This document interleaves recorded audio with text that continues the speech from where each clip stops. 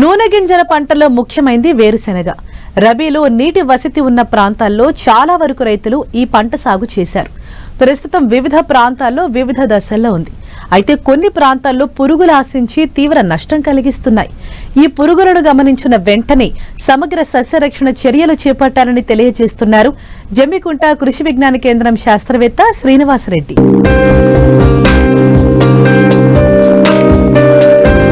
ఉభయ తెలుగు రాష్ట్రాల్లో రబీలో ప్రధాన పంట వేరుశెనగ.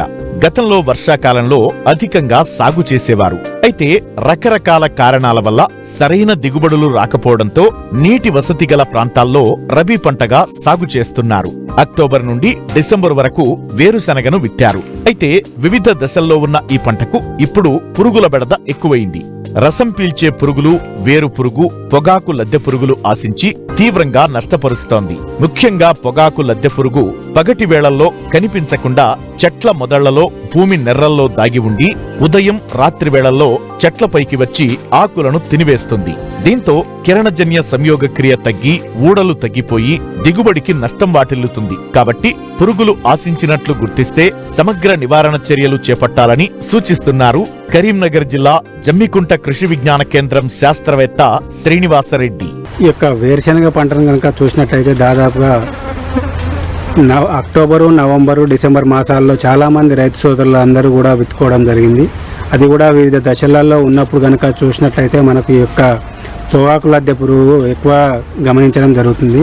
ఈ యొక్క పొగాకు లద్దె పురుగు నివారణకు రైతు సోదరులందరూ కూడా ఎకరానికి 4 నుంచి 8 కనుక లింగాకర్షక బుట్టలు కనుక పెట్టుకున్నట్లయితే ఈ యొక్క లింగాకర్షక బుట్టలలో ఈ యొక్క రెక్కల పురుగులను మనం సమర్థవంతంగా అవి అట్రాక్ట్ చేసేసి వాటిలలో కనుక పడ్డప్పుడు అవి చనిపోవడం జరుగుతుంది.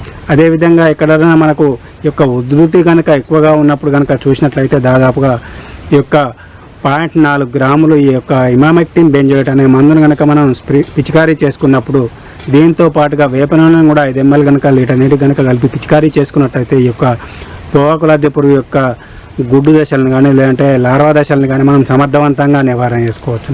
అదేవిధంగా వీటి యొక్క ఉధృతి ఇంకా ఎక్కువగా ఉన్నప్పుడు ఈ యొక్క మనకు పాయిజన్ బైట్ విషపు ఎరను కనుక తయారు చేసుకొని కనుక ఈ యొక్క విషపు ఎరను తయారు చేసుకోవడానికి ఎకరానికి 10 కిలోల తౌడు, అదేవిధంగా 2 నుంచి 3 కిలోల బెల్లంను మనం కనుక గరగబెట్టుకొని 10 కిలోల తౌడును కనుక దాంట్లో కనుక కలిపి విషపు ఎరలో మనం ఈ యొక్క క్లోరోఫైరిఫాస్ అనే మందును 1/2 లీటర్ నుంచి లీటర్ వరకు కలుపుకోవాలి. అదేవిధంగా మోనోక్రోటోఫాస్ అనే మందును కూడా 1/2 లీటర్ నుంచి లీటర్ వరకు కనుక కలిపి సాయంత్రం వేళలలో చిన్న చిన్న ఉండలుగా చేసి కనుక సాళ్ళ వెంబడి కనుక చల్లినట్లయితే ఆ యొక్క తీయదనానికి ఈ యొక్క పొగాకు లద్దె పురుగు యొక్క లార్వాలు ఆకర్షింపబడి అదేవిధంగా 3 నుంచి 4 రోజుల కనుక తర్వాత కనుక చూసినట్లయితే ఈ యొక్క పురుగులన్నీ కూడా మనకు చనిపోయి కనిపించడం జరుగుతుంది. అదేవిధంగా మనం వేరుశెనగ పంటలో కనుక చూసినట్లయితే ఈ యొక్క కాండం కుళ్ళు తెగులను కూడా ఎక్కువగా గమనించడం జరుగుతుంది.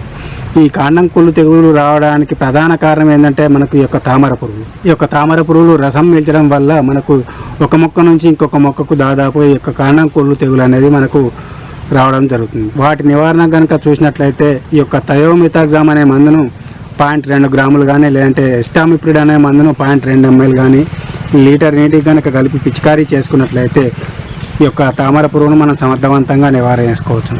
అదేవిధంగా అక్కడక్కడ ఇంకా ఈ యొక్క ఉధృతి కనుక ఎక్కువగా ఉన్నప్పుడు ఈ యొక్క ట్రైకోడర్మా విరిడిని 2 నుంచి 4 కిలోలు తీసుకొని 80 నుంచి 100 కిలోల ఈ యొక్క మాగిన పశువుల బెడలో కానీ వర్మి కంపోస్ట్లో కానీ కలిపి కనుక మనకు తేమ ఉన్నప్పుడు నేలలో తేమ ఉన్నప్పుడు కనుక వీటిని చల్లుకున్నట్లయితే దాదాపుగా ఈ యొక్క కాండం కుళ్ళు తెగులు కానీ ఎండు తెగులు కానీ రాకుండా సమర్థవంతంగా నివారణ చేసుకోవచ్చు. అదేవిధంగా ఇంకా వేరుశెనగలో ప్రధాన సమస్య మనకు ఈ యొక్క వేరు పురుగు. ఆ యొక్క వేరు పురుగు రావడానికి ప్రధాన కారణం ఏంటంటే మనకు అక్కడక్కడ ఈ యొక్క కంప రేగు చెట్లు కానీ లేదంటే ఈ యొక్క అతిథేయి మొక్కలు కనుక ఉన్నప్పుడు ఈ యొక్క వేరు పురుగు అనేది ఎక్కువ రావడం జరుగుతుంది. ప్రధానంగా వాటిని కనుక తొలగించేసి అదేవిధంగా మనము నీటి తడి ఇచ్చేటప్పుడు కనుక ఈ యొక్క కార్బోఫ్యూరాన్ 3G గుళికలను ఎకరానికి 3 నుంచి 4 కిలోల కనుక చల్లుకొని నీటి తడి కనుక ఇచ్చినట్లయితే ఈ యొక్క వేరు పురుగును మనం సమర్థవంతంగా నివారణ చేసుకోవచ్చు. లేదంటే మనకి ఈ యొక్క క్లోరోఫైరిఫాస్ అనే మందును కూడా 2.5 ml లీటర్ నీటి కనుక కలిపి పిచికారీ చేసుకున్నా కానీ ఈ యొక్క వేరు పురుగును మనం సమర్థవంతంగా నివారణ చేసుకోవచ్చు.